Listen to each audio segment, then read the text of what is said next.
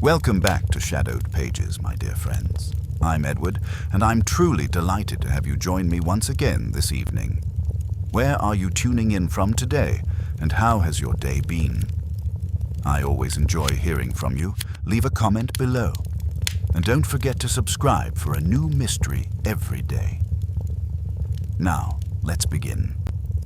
The sun shone brightly over St. Mark's Church, casting a golden glow over the ancient stone walls. The annual Parish Luncheon was being held in the church hall, a gathering that had become a beloved tradition in the small village of Ashford. Inside, the air was filled with the hum of chatter, the clink of cutlery, and the scent of roast meats and freshly baked bread. The long tables were decorated with simple yet elegant floral arrangements, and parishioners, old and young, gathered together, sharing stories and laughter. Miss Marple sat at one of the tables near the back, her sharp eyes scanning the room with a quiet attentiveness that belied her frailty. She had attended the luncheon every year since she had moved to the village, and though she was often quiet, she never missed a detail. There was something about the way the parishioners interacted, so familiar, so friendly, that made her smile. Yet she always felt there was a current beneath the surface, a subtle tension that no one ever spoke of aloud. This year, however, she couldn't shake the feeling that something was off. Among the attendees was the parish priest, Father Thomas, a tall, charismatic man who had arrived in Ashford just a few months ago. His presence had quickly gained the affection of the villagers, though there was something about him that Miss Marple found puzzling. He was always so polished, so perfect in every way, but there was an air of mystery about him that Miss Marple couldn't ignore. He had a habit of looking just past people's eyes when he spoke, and his laugh never quite reached his eyes. As Miss Marple sipped her tea, she noticed a small group gathered at one end of the hall. They were clustered around a long table upon which several large platters of food had been laid out. The crowd seemed unusually lively today, and their laughter carried across the room, but Miss Marple's keen ears picked up a discordant note in the conversation. A familiar face caught her attention. Emily Thompson, a widow in her late 50s, was chatting animatedly with the others, though her eyes kept darting nervously to the door. Miss Marple's instincts told her that something was amiss, and she could see it in the way Emily's hands trembled as she reached for her glass of wine. The woman had been a fixture of village life for years, and Miss Marple had always admired her fortitude, having lost her husband to a tragic accident many years ago. But today, Emily was on edge, her usual grace replaced by a kind of nervous energy that Miss Marple found troubling. The luncheon continued, and the hum of conversation grew louder as people began to help themselves to the food. Miss Marple, ever the observer, noted the careful way Emily and a few others avoided the large platter of roasted chicken at the center of the table. Most people went straight for it, eager for a taste of the juicy meat, but the few who hesitated caught Miss Marple's eye. Emily Thompson was one of them. She seemed to look at the chicken with a sort of unease, almost as if she feared it. It wasn't like her to behave so oddly. Miss Marple's suspicion deepened, but she didn't voice it aloud. She trusted her intuition more than anything. Suddenly, a loud gasp cut through the air, followed by an agonized scream. The room froze in shock as everyone turned toward the source of the disturbance. It was Father Thomas, who had collapsed onto the floor, his face contorted in pain. His hands clawed at his throat, and he gasped for air as if unable to breathe.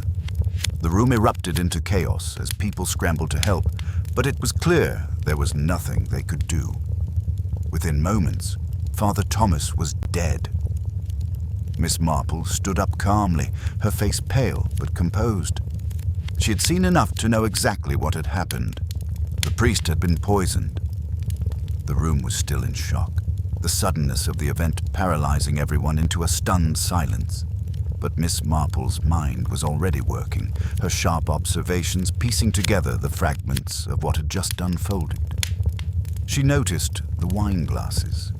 So many of them had been untouched, but some had been half finished, and one in particular had been left on the table by Father Thomas just moments before he collapsed. Miss Marple moved toward the table where Emily Thompson had been sitting, her eyes narrowing as she noted the strange look on the woman's face. Emily was pale, her lips trembling as she murmured something under her breath. Miss Marple approached her, her voice soft but firm. "Emily, what happened? What did you see?" Emily's eyes were wide with fear, and she stepped back from Miss Marple as if trying to distance herself. I don't know, Miss Marple," she stammered. "I didn't do anything. I didn't mean to. I thought it was just a drink, nothing more. But then who gave him the drink, Emily?" Miss Marple asked gently, but with an underlying authority that made the woman hesitate. Emily's hands shook as she looked around the room, searching for someone, anyone, to help her explain the strange, horrible events that had just transpired. But all she could do was point to the platter of chicken. It was in the food. I didn't know, I swear, I didn't know it would happen." Miss Marple's gaze flicked to the chicken and her mind began to race. The priest had been poisoned, but how? Was it in the food? Was it in his wine? The villagers were all so trusting of one another, so eager to partake in the festivities without a second thought. But this wasn't an accident. This was a calculated act of murder. She turned to the others in the room, noting the shocked faces of the witnesses, each one unsure of what had happened, each one with their own secrets. Miss Marple knew she had to act quickly, before any more lives were put at risk. "Send for the constable," she said, her voice calm but commanding. "And tell no one to leave." The luncheon had turned into a crime scene and the investigation had just begun. The constable arrived not long after Miss Marple's command, his presence a stark contrast to the tension that hung thick in the air. He was a young man, just beginning to find his way in the world of policing, and his face was flushed with the confusion that gripped the room. The village was a quiet one, and incidents like this were rare enough that even the most seasoned officers could feel unprepared when confronted with a true crisis. Miss Marple watched him approach the scene with a cool gaze, noting the way his hand hovered over his belt, where his keys jingled nervously. He was uncertain, unsure of how to take control of a situation that was, as yet, an enigma. The priest's body had been removed, but there was an unsettling stillness in the air. People whispered in hushed tones, exchanging worried glances, and Miss Marple could hear their frantic minds working in overdrive, trying to make sense of it all. "Constable," Miss Marple said, her voice as steady as ever, "I believe we need to examine the food and drink. We've seen enough to know that this wasn't an accident." The constable blinked as if snapping out of a daze. "Yes, ma'am. Of course. We'll take a look, but we're not sure where to start." "What if there is no what if," Miss Marple interrupted gently, her gaze hardening. "The poisoning happened here. Someone in this room is responsible." He nodded, understanding the weight of her words, but there was something hesitant in his manner. He didn't want to believe that such a thing could happen in their close-knit village, but Miss Marple's certainty left no room for doubt. She motioned for him to follow her as she approached the table where the food had been served. The luncheon, now abandoned by most of the guests, was eerily quiet. The once bustling hall had fallen into an uneasy calm, with only the soft murmur of the constable's boots on the floor breaking the silence. Miss Marple's eyes scanned the platters once more, taking in every detail. She could see the remains of the chicken on the central platter, its skin now charred in some places, but untouched in others, as if someone had started to carve it and then stopped suddenly.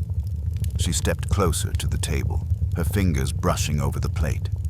There was no visible sign of tampering, no obvious marks. It wasn't the food itself that seemed to have caused the poisoning. Miss Marple turned her attention to the wine glasses that remained on the table. Most of the glasses had been emptied, their contents consumed, but one glass still sat near the place where Father Thomas had been seated. The pale white wine inside shimmered under the fluorescent light, still undisturbed. Miss Marple leaned over, observing the glass closely. "The wine," she murmured under her breath, her voice barely audible. She straightened, casting her gaze back to the gathered villagers, who were beginning to whisper more urgently now. "It was in the wine, not the food." The constable looked up, his brow furrowing as he processed the idea. "But how do we know? It could have been in the food, or perhaps it was someone who served the priest the glass." "I can't say for sure," Miss Marple replied thoughtfully. "But I suspect the priest took his drink from a particular spot on the table, the glass that was left untouched. Look closely." The constable peered at the glass, his eyes narrowing in concentration. He reached for it cautiously, as though it might bite, and held it up to the light. Miss Marple watched him for a moment before her gaze shifted to Emily Thompson, who was still standing near the back of the room, her face pale and drawn. Emily had not left her spot, not once since Father Thomas had collapsed. She stood apart from the rest of the villagers, wringing her hands and staring at the floor. Miss Marple knew that Emily's unease was not born from the death itself. It was something deeper, something more troubling. She stepped toward Emily, her soft voice breaking the tension. "Emily, I need you to tell me everything you know. I think you saw something. Or perhaps you felt something." Emily's eyes flicked up, meeting Miss Marple's gaze for the first time since the incident. There was fear in her eyes, but it was mingled with something else. Something darker. She hesitated, then spoke in a whisper. I didn't mean for it to happen. I thought it was just a drink. The wine, it was from the same bottle everyone else had. He took it without thinking. It was all too quick. I didn't know he would..." Her voice faltered, and Miss Marple's eyes widened slightly. "You were the one who brought the wine to Father Thomas?" Emily nodded, her hands trembling now. "Yes, but I never meant for this to happen. He wasn't supposed to drink it." "Why did you bring it to him?" Miss Marple asked gently, her tone even but firm. I thought he might need a little cheering up. He'd been looking so tired lately, so distant. I thought maybe the wine would lift his spirits." Emily's voice broke as she spoke, her tears welling up. "I didn't know." Miss Marple took a step back, absorbing what Emily had said. It was all starting to come together, the priest's sudden, unexplained collapse, the strange hesitation around the chicken, the unease in the room. It all pointed to something more than just a tragic accident. The constable, having overheard the exchange, looked up from the wineglass in his hand, his face grim. "We'll need to test it. Get a sample." Miss Marple nodded, her mind already turning over the possibilities. She didn't know yet who was behind the poisoning or why, but she knew with a certainty that the answer was close at hand. She only had to look a little harder, ask a little more, and soon the veil would lift from the mystery of the Parish Luncheon. The following days in Ashford were heavy with a sense of unease. The village, so accustomed to its quiet rhythms, seemed to hold its breath. The constable had taken the wine for testing, and the local physician had been called to examine the remnants of Father Thomas's body. But despite the best efforts of the authorities, there was an air of uncertainty, as if everyone was waiting for some inevitable answer that never seemed to arrive.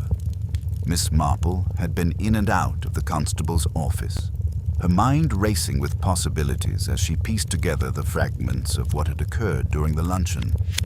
Though she had seen the marks of guilt in Emily Thompson's eyes, Miss Marple was not one to rush to conclusions. She knew that the truth would not come easily. It never did. People were not always what they seemed, and the quietest among them often had the most to hide. She had spent much of the last few days in her sitting room, looking out over the small garden, turning the events of the luncheon over in her mind like the pieces of a jigsaw puzzle, trying to fit them together. She had learned, as she always did, to listen to the silences between words, to read the body language of those who believed themselves to be unseen. It was in these spaces that the truth often hid. It was on the 4th day after the poisoning that she decided to pay another visit to Emily Thompson. Something about the widow's nervousness still gnawed at Miss Marple. The woman's behavior during the luncheon had been odd, but it wasn't just that. There was a subtle tension in the air whenever Miss Marple thought about her. Emily had mentioned that she never meant for the priest to drink the wine, yet there was a hesitation in her words that suggested something more. Miss Marple made her way down the cobbled streets of Ashford, the familiar paths winding through the village, as if they too were trying to keep some secret. She arrived at Emily's cottage, a small ivy-clad house near the outskirts of the village. It had once belonged to her husband, and Miss Marple had often wondered what life had been like for the widow before the tragic accident that had claimed her spouse's life. There was a certain air of neglect about the place. Overgrown hedges, a garden that had lost its former vibrancy, but Miss Marple knew that Emily, much like the rest of Ashford, was someone who found it difficult to move on. When Miss Marple knocked on the door, she was met with a drawn face and a pair of tired eyes. Emily seemed surprised to see her, but not in the way one might expect. There was no shock or discomfort in her demeanor, only a guarded silence that Miss Marple recognized immediately. "I hope I'm not disturbing you, Emily," Miss Marple said gently, her tone warm as she stepped inside. "I wanted to talk to you again, about the luncheon." Emily stiffened at the mention of the event, but she did not protest. "I told you everything I know," she replied quietly. "There's nothing else to say." But Miss Marple, with her unerring instinct for probing beneath the surface, saw the cracks in Emily's facade. The way her fingers fidgeted with the edge of her apron, the nervous twitch of her eyelids, all signs that Emily was holding something back. Miss Marple sat across from her, her gaze steady. "I believe you, Emily," she said softly. "But I think you're not telling me everything. Something doesn't add up. I've been thinking about what you said, that you never meant for the priest to drink the wine. But then, why was it you who served him? Why was it you who made sure that glass reached him?" Emily's expression flickered, the briefest flash of something, fear perhaps, or guilt, before she composed herself once more. She took a deep breath and met Miss Marple's gaze.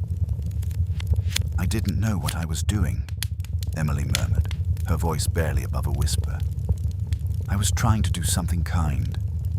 I've seen Father Thomas struggle so much lately, and I thought if I brought him the wine, maybe he would feel better. Maybe he'd stop looking so lost." Miss Marple nodded slowly, understanding the woman's desire to help, even if it was misguided.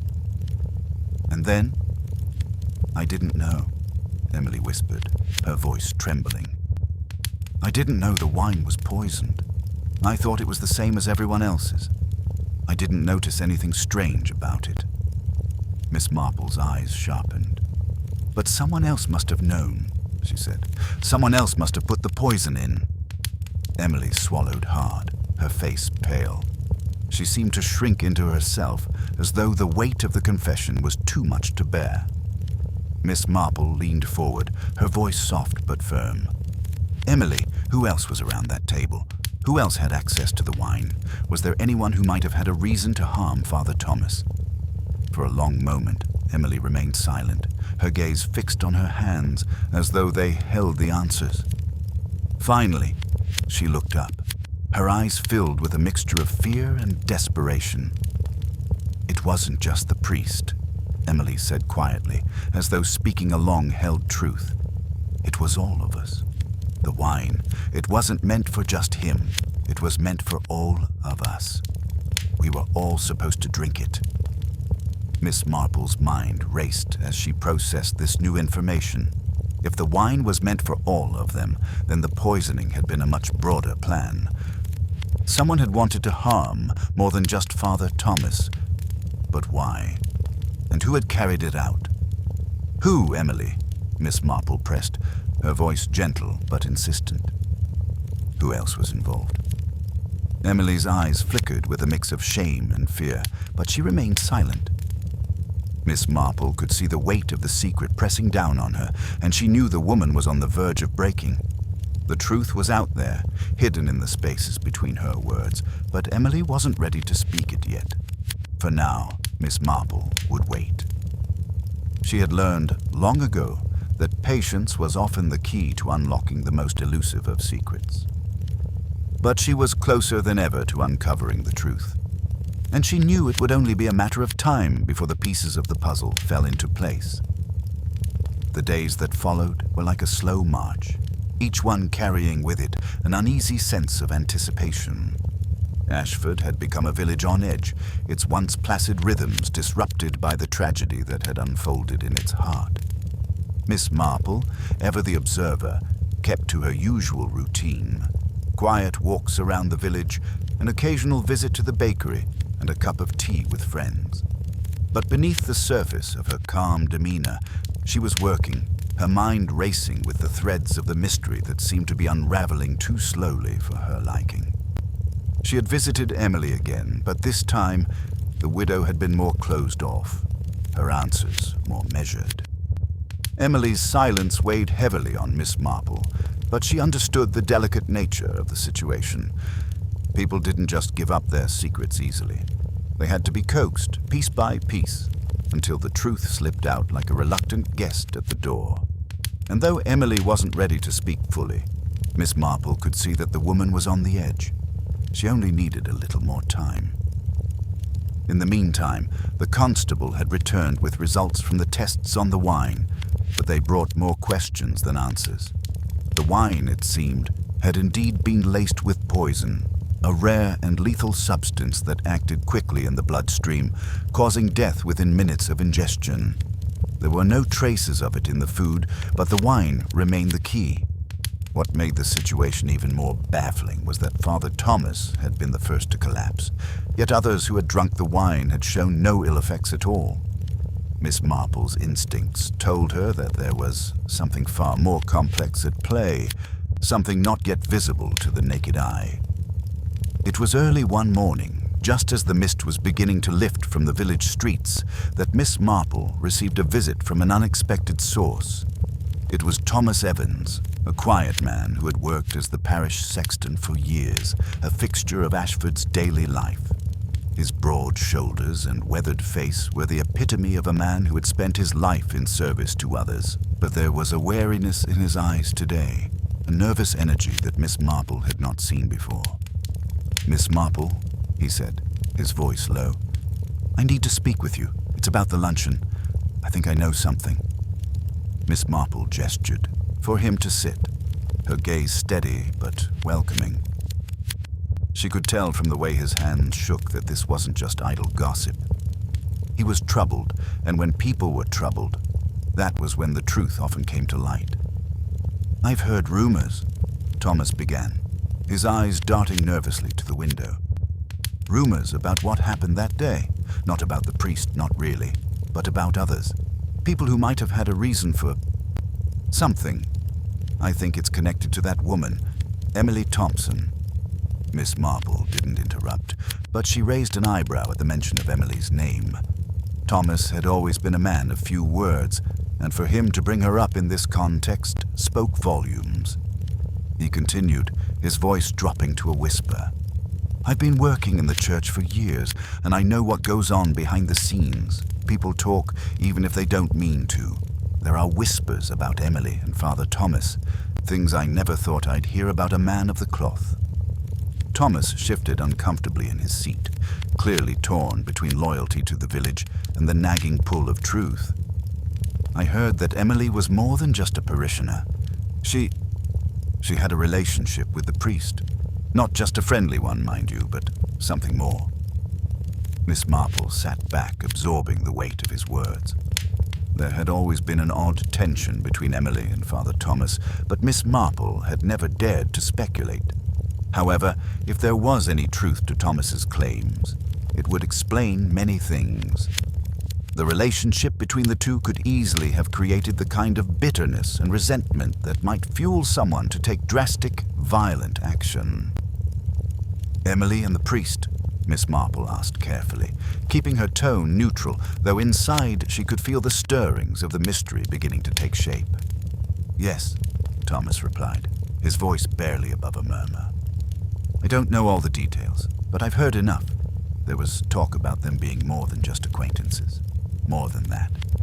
I think Father Thomas was going to end it, or he was planning to, but she didn't want it to end." Miss Marple's mind clicked into place. The priest had been struggling, yes, but now the pieces of the puzzle were fitting together. Emily had served the wine at the luncheon, and the wine had been meant for all of them. But the only one who had died was Father Thomas. Was it possible that Emily had tried to kill him in a desperate act of revenge? If she had discovered that the priest was planning to break off their relationship, could that have driven her to take such a violent step? Miss Marple leaned forward slightly, her voice calm but insistent. "Thomas, you've given me much to think about. Do you know when this started? Was it recent, this relationship?" Thomas shifted again, looking uncomfortable, but he nodded. "It wasn't recent, no. It had been going on for months. But the priest, he started acting strange. He became distant, and Emily, well, she started to change too. She got desperate. It was as if she knew something was ending and she didn't want it to." Miss Marple's mind raced, the pieces falling into place. Emily Thompson had been hiding something far deeper than mere guilt over a small mistake. She had been hiding a motive, a personal, emotional motive that could very well explain the poison. Father Thomas had been the object of Emily's obsession, and now, it seemed, he had been the one to pay the price for it. "Thank you, Thomas," Miss Marple said quietly, her gaze steady. "You've helped me more than you know." As Thomas left, Miss Marple sat back in her chair, her mind turning. She knew she was close, so close, but there were still more questions to answer. Emily's guilt was apparent, but the reason behind it was more complex than she had initially thought. There was more to this story, and Miss Marple was determined to find out just what it was. The days grew longer, the autumn air crisp and sharp, but Ashford remained cloaked in a tension that refused to dissipate. Despite the progress Miss Marple had made, she could feel the final pieces of the puzzle just out of reach. The conversation with Thomas Evans had opened new doors, but as always, the truth lay buried beneath layers of half-truths, misdirection, and fear. Emily Thompson was still a mystery, and Miss Marple's instinct told her that she was not yet finished with her. The constable, who had grown accustomed to Miss Marple's presence, had begun to look to her for guidance. While he was a man of the law, he lacked the delicate touch required to read the nuances in a person's demeanor. Miss Marple, however, understood people in a way that few could. She had seen it in Emily Thompson's face, and she knew that there was more to the woman's actions than simple guilt. Emily had tried to kill Father Thomas. Of that, Miss Marple was certain. But why? Why had she chosen that moment at that luncheon to carry out her plan? That evening, Miss Marple sat in her small sitting room, the evening light fading slowly behind the curtains, casting a golden glow over the room. The fire crackled softly in the hearth, and a pot of tea sat steeping on the table beside her. She had been thinking about Emily, about the relationship she had supposedly had with Father Thomas, but there was something else, a feeling she couldn't quite shake. It was then that the knock came, soft but firm against the door. Miss Marple knew before she opened it that it was Emily. The woman had been keeping her distance, but the pull of the situation was too strong to ignore. Emily had reached her breaking point, and now, Miss Marple thought, was the time to see what lay beneath her carefully constructed exterior.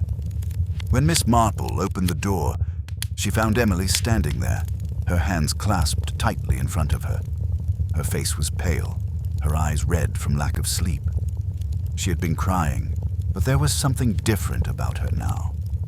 Something that said she had reached the end of her endurance. "I need to talk to you," Emily said, her voice small, as though the words themselves were too heavy for her to carry. She stepped inside without waiting for an invitation, as if she had known, on some level, that Miss Marple would be expecting her. Miss Marple closed the door behind her, her expression calm and composed. She gestured to the armchair by the fire. "Please sit down, Emily. You've come for answers, I can see that." Emily sank into the chair, her body folding into itself, as if the weight of her guilt had become too much to bear.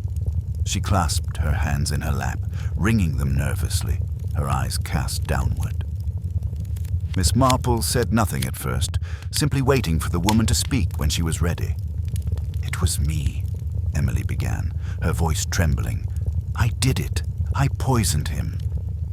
Miss Marple's gaze never wavered, and she nodded once, as if she had known all along.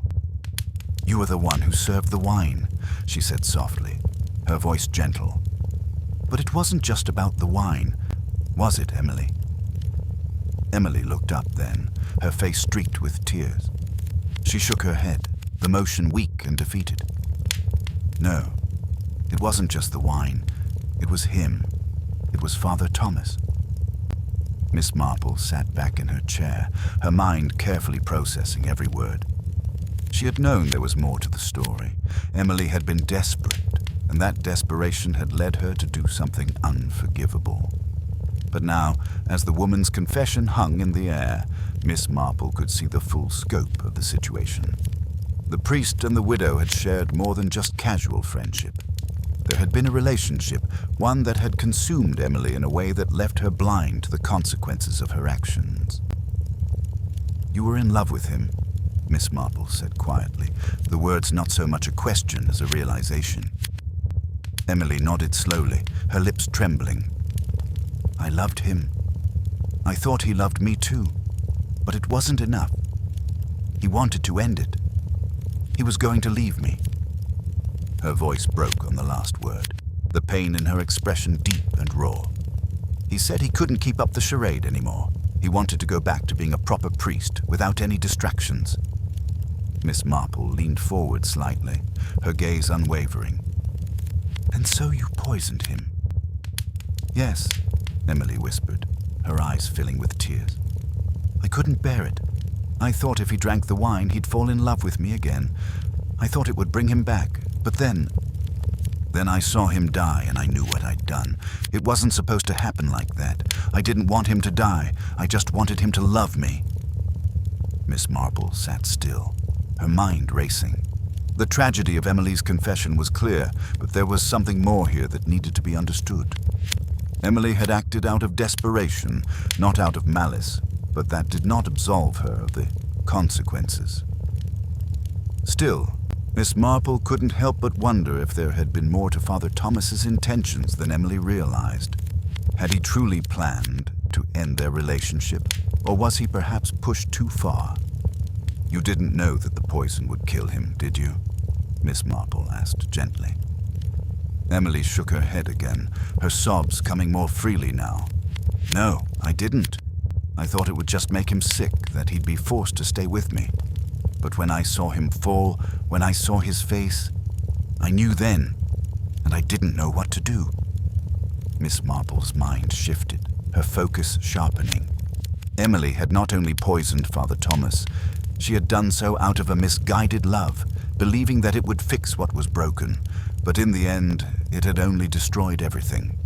And now, the village would never be the same. "Emily, I believe you," Miss Marple said softly, her voice full of empathy. "But you must face the consequences of your actions. You've taken a life, and no amount of regret will change that." The room fell into a heavy silence as Emily's sobs filled the air. Miss Marple could feel the weight of the situation pressing down on both of them. Emily had confessed, but the path forward would be anything but easy. The truth had come out, but at a terrible cost. Ashford would never forget what had happened at the Parish Luncheon, nor would Emily ever escape the consequences of her choices. But for now, Miss Marple could only watch as the broken woman before her began to confront the enormity of her actions. The days following Emily's confession felt as though the entire village was holding its breath, waiting for something to shift, for the air to clear. The weight of the truth had settled over Ashford like a shroud, and though Miss Marple had known the pieces of the puzzle, the final revelation brought with it an unsettling sense of inevitability. Emily had confessed, but Miss Marple knew that this wasn't the end. It was only the beginning of the fallout, the moment when the hidden secrets of Ashford would begin to unravel. The constable had been notified immediately, and though he had listened to Emily's confession with a stoic expression, Miss Marple knew the burden of the law was not something he could bear lightly. He was young, eager to prove himself, but this case was more than he had bargained for. The idea that a woman, a member of their own close-knit community, could kill out of desperation was something he struggled to comprehend. Still, his duty was clear, and he had promised to ensure justice was served, no matter how painful it might be for those who loved and trusted Emily. Miss Marple had decided to stay in the background, allowing the constable to take the lead in the investigation. After all, Emily's fate was no longer hers to decide. But Miss Marple had never been one to simply watch from the sidelines. She knew the truth was never as simple as it seemed, and while Emily's actions had been driven by an uncontrollable emotion, Miss Marple couldn't help but wonder if there was more beneath the surface. Father Thomas's death hadn't been an isolated event. It was tied to something deeper, something more complex than Emily's broken heart. That afternoon, she visited the church, something she had not done in days. She walked through the old wooden doors, the familiar scent of incense and old pews greeting her as she stepped inside. The stillness of the church felt different now, as if it was mourning its own loss. The stained glass windows, their colors muted by the overcast light, cast a somber glow over the pews.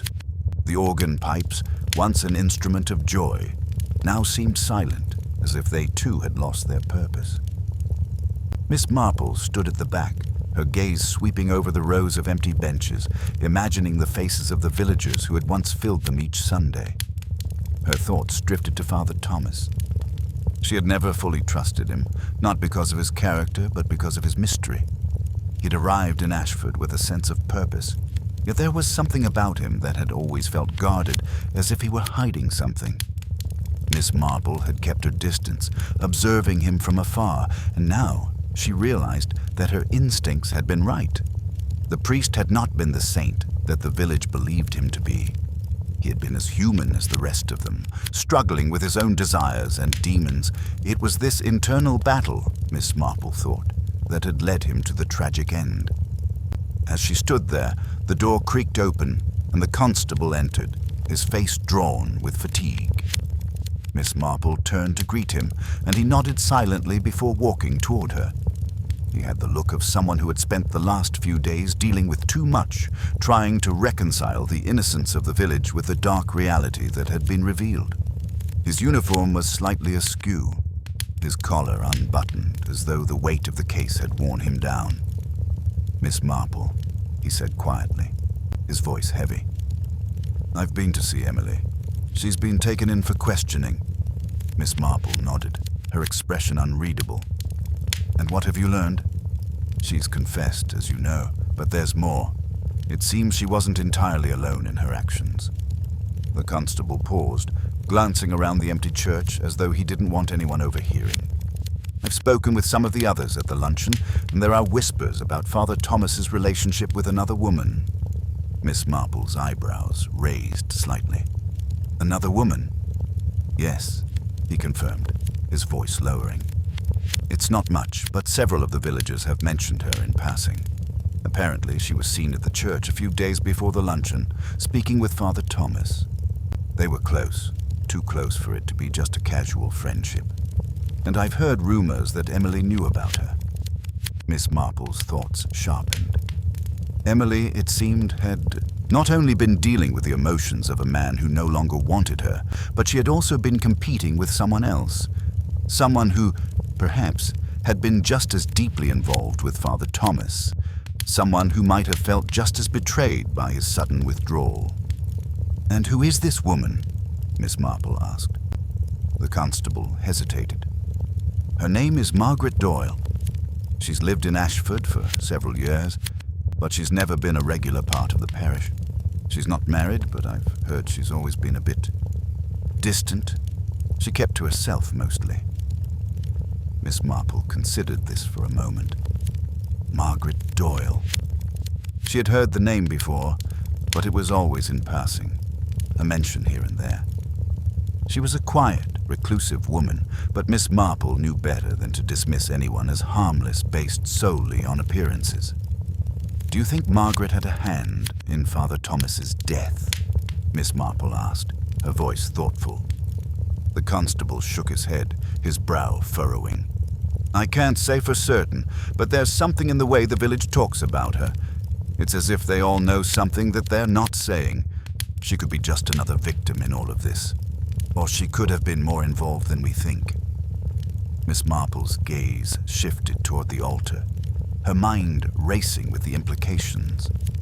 Emily's jealousy and heartbreak had led her to poison the priest, but Margaret's involvement, whether directly or indirectly, was still shrouded in mystery. If there was another woman, someone else who had been competing for Father Thomas's affection, it would explain why Emily had acted out of such desperation. She had been fighting a battle on two fronts, not just with Father Thomas, but with someone who might have felt just as betrayed by him.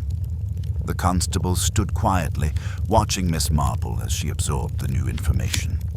He was waiting for her to say something, to offer her insight, but she remained silent for a moment longer, allowing the weight of the situation to settle. "I think we need to learn more about Margaret," Miss Marple said at last, her voice calm but resolute.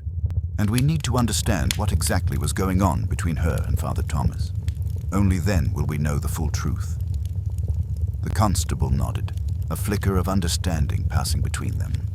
It was not just Emily's story that needed to be uncovered, but Margaret's as well. Only when all the pieces came together would Ashford be able to move past the tragedy that had shaken it to its core. And Miss Marple, as always, would be there to see it through. The atmosphere in Ashford had grown colder with each passing day, but it wasn't just the weather that had turned. There was an undeniable chill that had settled over the village since Father Thomas's death, a sense that things had shifted irrevocably.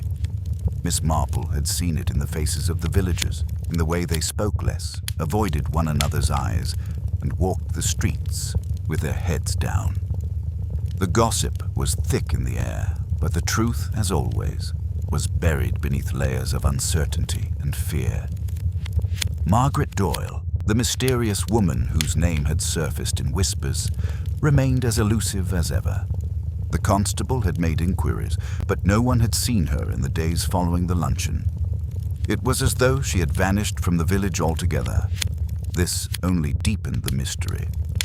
Miss Marple had learned long ago that when someone tried to hide themselves, it often meant there was something worth hiding. And Margaret, it seemed, had much to conceal. Miss Marple's thoughts were interrupted when the constable arrived at her doorstep one chilly afternoon. His face was pale, his eyes wide with something close to panic. "Miss Marple," he said, his voice tight, "we've found her. Margaret Doyle. She's at the old church and, well, she's not in a good state." Miss Marple's heart skipped a beat, though her expression remained calm. She had suspected Margaret's involvement, but this felt different. The constable's tone told her everything. There was something urgent, something unsettling in his voice. Without a word, she grabbed her shawl and followed him down the narrow streets of Ashford, her footsteps quiet against the cobblestones. The village was eerily silent. The only sound, the distant call of a bird or the wind rustling through the bare branches of the trees. When they reached the church, the door was ajar, a faint light flickering from inside. The constable led the way, his heavy boots echoing as they stepped inside. Miss Marple's eyes adjusted to the dimness, and she could see Margaret sitting hunched over in one of the pews. Her face was pale, her clothes disheveled, and her hands trembled in her lap. She appeared almost feverish, and there was an unnatural stillness about her that made Miss Marple's skin prickle. "Margaret?" Miss Marple called gently, taking a step forward. The woman's head snapped up, her eyes wide and glassy, as though she hadn't expected anyone to find her. "I didn't mean it," Margaret whispered, her voice strained and hoarse. "I didn't want to." Miss Marple raised her hand, signaling for the constable to step back. She knew better than to push too hard. People in Margaret's state could be fragile, their minds spinning in directions they didn't fully understand. Miss Marple had seen it before. Grief, guilt, and fear all twisted together in a way that made it hard to see the truth. "Tell me what happened, Margaret," Miss Marple said softly, her tone coaxing but firm.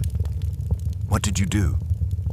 Margaret's hands shook as she looked down at her lap, her fingers gripping the fabric of her dress as if holding on for dear life.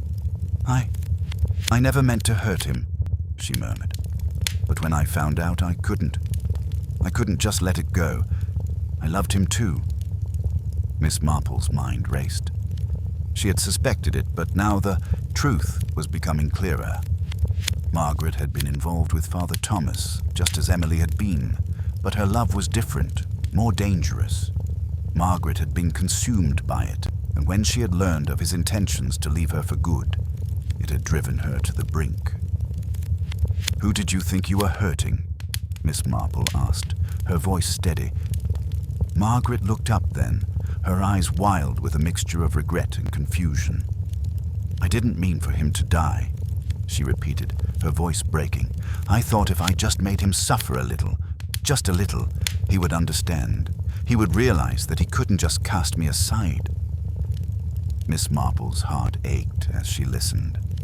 Margaret's feelings had been raw, painful, and yet the way she had chosen to deal with them had been deadly. It wasn't just about love, it was about control, about power, and about a woman who couldn't bear to be ignored, to be abandoned. But Margaret's mistake, as she would soon come to realize, had been far more tragic than she could have imagined. "You poisoned the wine, didn't you?" Miss Marple asked, her voice quiet but unwavering. Margaret's face crumpled, her body shaking with sobs. "Yes," she admitted, the words tumbling out in a rush. "I put it in the wine and I thought he would suffer but not die. I thought he would understand. I wanted him to see how much I loved him, how much I needed him. But I never meant for it to go that far." Miss Marple took a deep breath, her mind processing everything that had been said. Margaret's actions, driven by love and hurt, had led her down a path of destruction. She had been a second woman in a relationship that Father Thomas had no intention of continuing, and in a fit of desperation, she had resorted to the one thing she could control, the wine. But it wasn't just the priest who had been caught in the middle of this web of emotion. Emily had been a part of it too, the victim of her own unrequited love. Now Margaret, too, had become ensnared in the same tragic cycle. "I think you need help, Margaret," Miss Marple said gently. "You've made a terrible mistake, but there is still time to make things right. You have to face the consequences of your actions."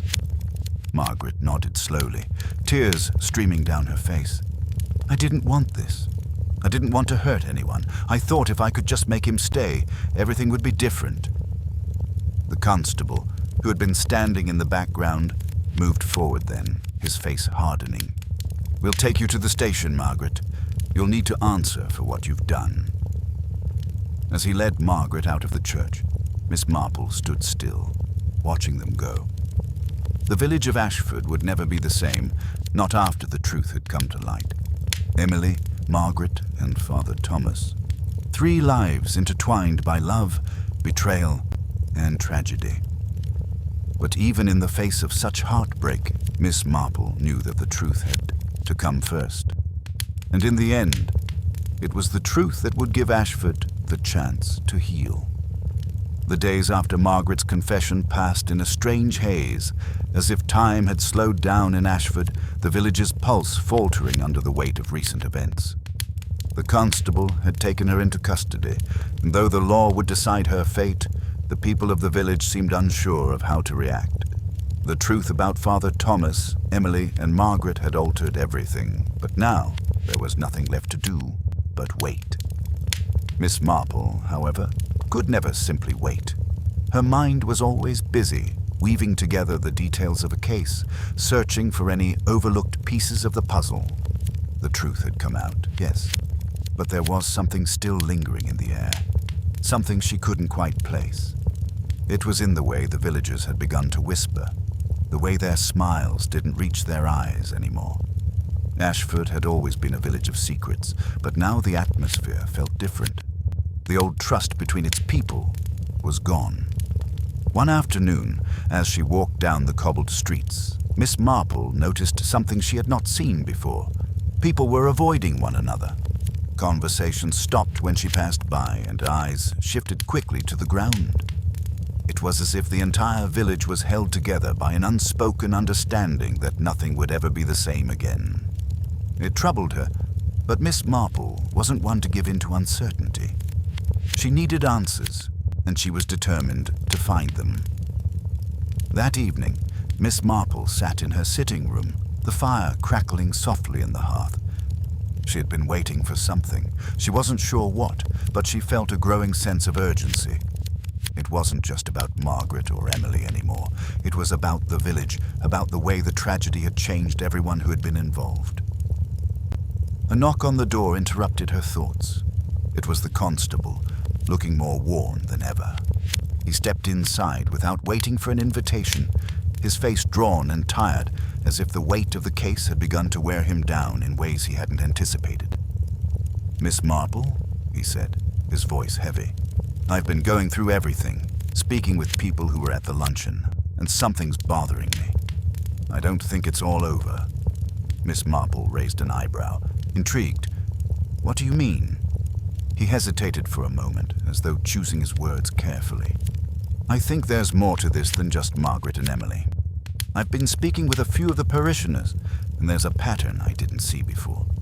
It's about the way they acted, how they all seemed so eager to avoid the truth. They didn't want to talk about it, but something's not right. I'm starting to think that someone else might have known more than they've said." Miss Marple's thoughts immediately sharpened. "Someone else?" The constable nodded, his eyes narrowing as he thought back. "There was one man, Mr. Ellis. He's the grocer. He seemed unsettled when I spoke to him about the luncheon. At first, he didn't want to talk, but when I pushed him, he mentioned that there was a lot of tension between Father Thomas, Emily, and Margaret. He said it wasn't just a love triangle. It was more like a triangle with a third side, something hidden beneath the surface." Miss Marple's mind whirred as she considered the new information. The grocer, Ellis. He had been at the luncheon, yes, but Miss Marple hadn't thought to question him further.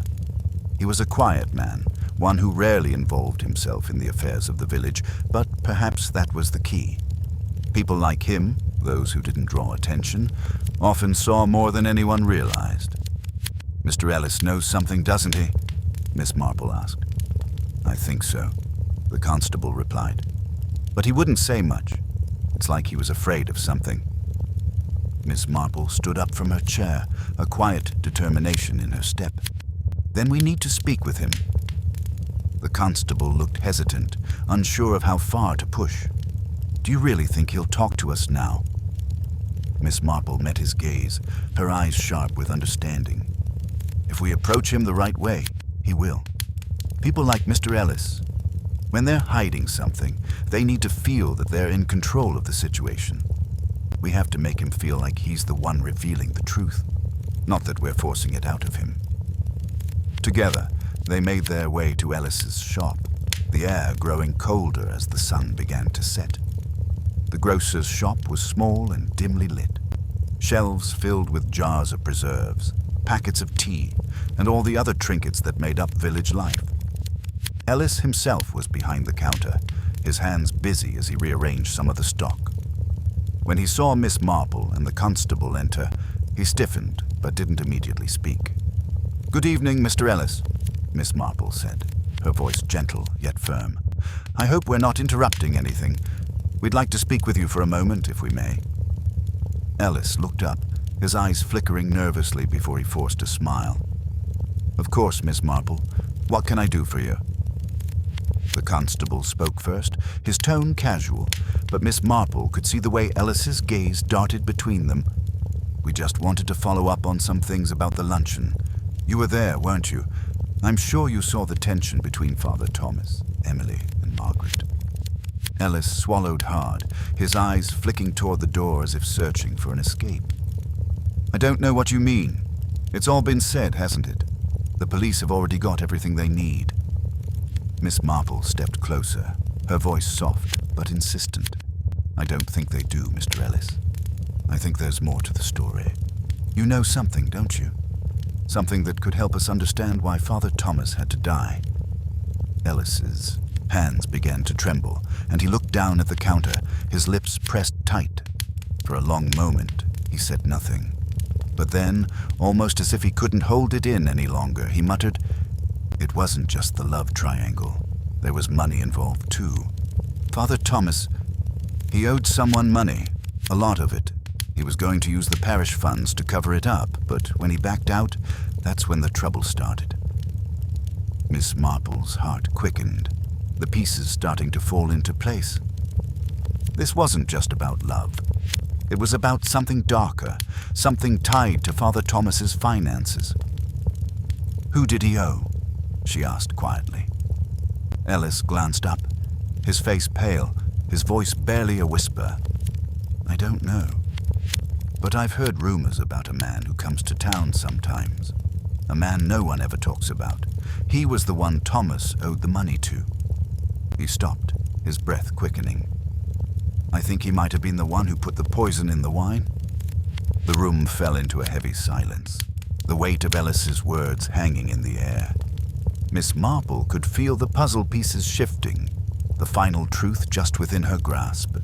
The web of lies and deceit in Ashford was more tangled than she had imagined, but now at last, the full extent of the tragedy was starting to emerge. The revelation about Father Thomas's financial troubles had sent a ripple through Miss Marple's thoughts. The truth she had been seeking now felt closer than ever, but it was tangled in ways she hadn't anticipated. Ellis's words about a mysterious man with whom Father Thomas had been involved painted a shadowy picture, and Miss Marple's mind began to race with possibilities. Someone was pulling strings behind the scenes, and that person wasn't just interested in love or revenge. There was money at stake, and with money, things were rarely simple. The village, once so familiar to her, now felt like a labyrinth, each turn revealing another layer of deception. The pieces were coming together, but Miss Marple knew they were still missing something crucial. The mysterious man Ellis had mentioned remained an enigma, a figure whose presence loomed large in the story, but whose identity was still hidden. And without knowing who this man was, Miss Marple felt as though the final part of the puzzle was still out of reach. The next morning, Miss Marple set out for the parish house, determined to gather more information. Father Thomas's death had left its mark on the church, a stain that couldn't be easily washed away. She had visited the church many times before, but today the place felt different, cold and oppressive, as though the walls themselves were holding secrets. She stood at the entrance for a moment, taking in the worn stone, the weathered wooden doors, and the overgrown ivy creeping up the walls. The church had always been a symbol of sanctuary, but now it seemed more like a tomb. Inside, the atmosphere was heavy with the scent of old candles and incense. The silence broken only by the distant sound of footsteps echoing down the aisle. Miss Marple walked toward the altar, her eyes scanning the surroundings. She had always been a patient observer, and she knew that sometimes the smallest detail could reveal a great deal. But today, there was nothing ordinary about the place. Every corner seemed to whisper of the tragedy that had unfolded here. She had expected to find the constable, but it was someone else who met her at the door. It was Margaret Doyle. "Miss Marple," Margaret said, her voice thin and tired. "I've been waiting for you." Miss Marple paused, surprised. Margaret had been taken into custody, but something in the woman's eyes told her that she wasn't here by force. There was something different about her. Her expression was soft, resigned, but there was a flicker of something beneath the surface. The woman seemed to be holding herself together, but just barely. "You've come to talk to me," Margaret said, her voice barely above a whisper. "I know what you're thinking, but you're wrong. It wasn't just love that made me do it." Miss Marple studied her quietly, waiting for Margaret to continue. She had no need to speak, as Margaret's eyes told her everything she needed to know. The woman was still haunted by her actions, but there was something new in her posture now, a kind of clarity that had been absent before. "You've come to realize something, haven't you?" Miss Marple said gently. "Something about Father Thomas. Something you didn't know before." Margaret nodded slowly. "I thought I was the one who was wronged, that I was the only one who had been hurt. But I was wrong. Father Thomas didn't just deceive me. He deceived everyone. He wasn't the man we all thought he was." Miss Marple took a step closer, her voice calm but insistent. "Tell me, Margaret, what did you learn?" Margaret hesitated, her hands trembling as she clasped them together. "I didn't know about the money, about the debt. He'd kept it hidden from everyone. He was trying to get away from it all, trying to start fresh, but there were people involved. Dangerous people. They wanted their money. They threatened him. They threatened all of us." Miss Marple's mind clicked into place. Father Thomas hadn't just been running away from his past with Emily and Margaret. He had been running from something much bigger. He had been entangled with people who were willing to kill to get what they wanted. And now, these same people were still out there, pulling the strings. "I didn't know how deep it went," Margaret continued, her voice shaking. "I thought I was in control of everything. I thought if I just made him see me again, if I made him stay, I could fix it. But I didn't know what he was really hiding." Miss Marple's thoughts swirled as she processed this new information. The mystery of Father Thomas's death was not just about love, jealousy, or betrayal. It was about something far more dangerous. The priest had been caught in a web of criminal activity, his debts hanging over him like a dark cloud. And when he had tried to break free, those who held the power over him had not simply let him go. They had made sure that his silence would be permanent. "You're telling me that Father Thomas was involved with these people, these dangerous people?" Miss Marple asked. Margaret nodded, her eyes filled with regret. "Yes, he was afraid. He never told me everything, but I knew enough to understand. When he started pulling away, I thought it was because of me. But now I see, he was trying to protect us. He was trying to protect the church, the village. But it wasn't enough." Miss Marple felt a sense of urgency settle over her.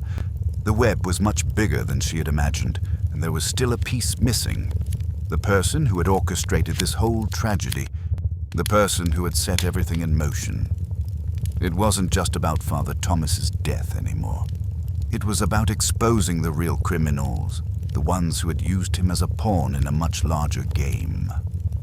"There's one more thing I need to know, Margaret," Miss Marple said softly. "Who are they?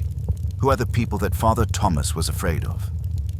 Margaret's face paled, and for a moment it seemed as if she might refuse to answer, but then her gaze shifted to the shadows in the corner of the church, and she spoke in a barely audible whisper.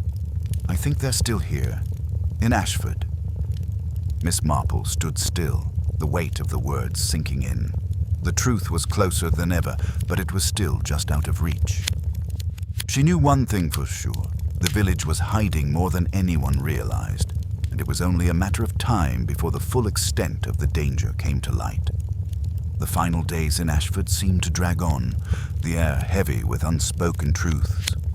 The revelations about Father Thomas's debts, Margaret's role in the tragedy, and the dangerous people who had been lurking behind the scenes had all shifted the very fabric of the village. Miss Marple had always known that when secrets were buried too deep, they had a way of resurfacing with a vengeance. But the questions that remained in her mind were more pressing than ever. Who were these mysterious people who had manipulated Father Thomas, and what was their true involvement in the priest's death?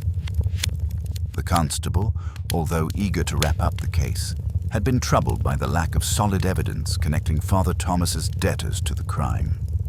The village, it seemed, was clinging to its sense of normalcy, refusing to believe that its very foundation had been shaken. But Miss Marple, with her keen eye for detail, knew that the truth could never remain buried forever. It was simply a matter of time before everything came to light. It was on a cold, grey morning, when the sky hung heavy with rain, that Miss Marple received the breakthrough she had been waiting for. She was sitting at her kitchen table, sipping tea and mulling over the puzzle when there came a knock on the door. It was the constable, looking more anxious than usual, his face tight with concern.